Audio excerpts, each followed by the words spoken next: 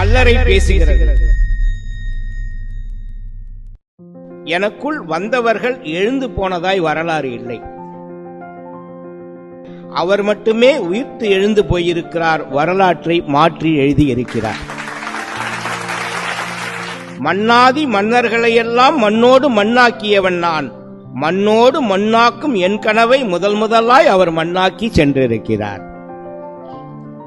வெள்ளை அடிக்கப்பட்ட கல்லறைகளுக்கு மத்தியில் நான் கொள்ளை அடிக்கப்பட்ட கல்லறை. விருந்தும் மருந்தும் 3 நாட்கள் என்பதாலோ கல்லறைக்கே விருந்தாளியாய் வந்து 3 நாட்களில் சென்று விட்டார். கல்லறை மற்றவர்களுக்கோ முற்றுப்புள்ளி, அவருக்கோ அது தொடக்க புள்ளி.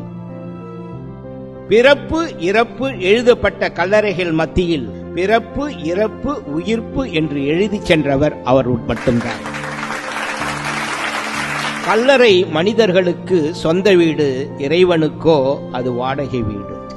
மனிதர்களுக்கு அது சொந்த வீடு, இயேசுவுக்கோ அது வாடகை வீடு. கல்லறையில் புற்கள் முளைக்கும், இங்கு மட்டும்தான் ஒரு முகிரே முளைத்து சென்றிருக்கிறது.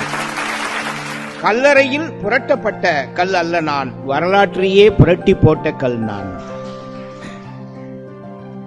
உயிர்த்தெழுந்தவரை பார்த்த முதல் சாட்சி நான். அந்த புரட்டி போட்ட கல் சொல்தான், உயிர்த்தெழுந்தவரை பார்த்த முதல் சாட்சி நான். அவர் உயிர்த்தெழுந்த ஆச்சரியத்தை பார்த்து கல்லாகி போனேன் நான் என்று சொல்கிறார். எலும்பு கூடுகளையே பார்த்து பழகிய நான் முதல் முறையாக ஆடை கூடை நான் பார்த்தேன். உலகத்தையே என் கால் அடியில் கீழே வைத்திருப்பதாய் பெருமிதம் அடைந்தேன்.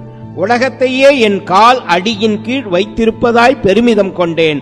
முதல் முறையாய் அவர் காலடியில் நான் இருப்பதை உணர்ந்தேன்.